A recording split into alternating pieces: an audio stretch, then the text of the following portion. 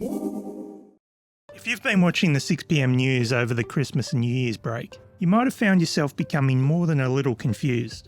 Channel 7 here clearly led the way with some stellar gaslighting. Let's take a look at how 7 News reported on the pandemic over the course of a week.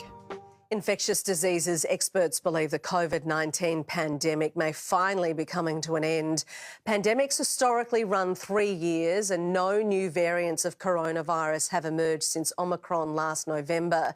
2 days later.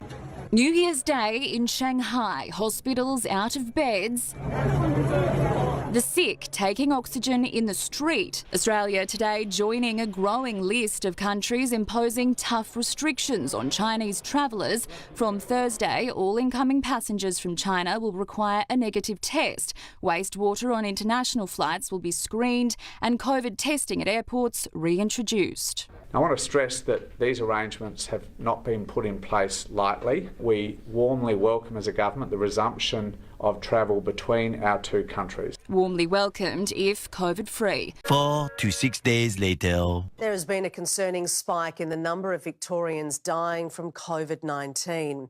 108 deaths have been reported in the past week, more than half of those in the last 2 days alone.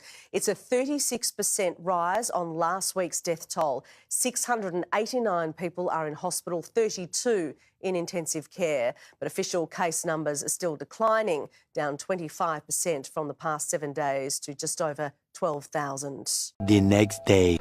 A summer spike in COVID cases is cooling across the country. Average daily infections are down almost a quarter from the previous week, but a new year brings a new threat. There are a super variants. One of the latest is XBB.1.5. It's dubbed the Kraken after the mythological sea monster because of its aggressive nature. There's also concern about increased pressure on hospitals. Is it any wonder that there are people confused about what is actually going on at the moment?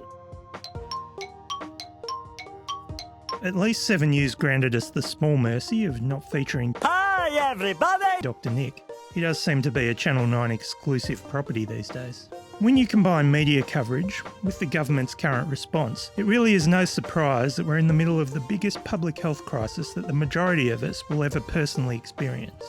Come on, man, you gotta be positive. Oh, Happy New Year.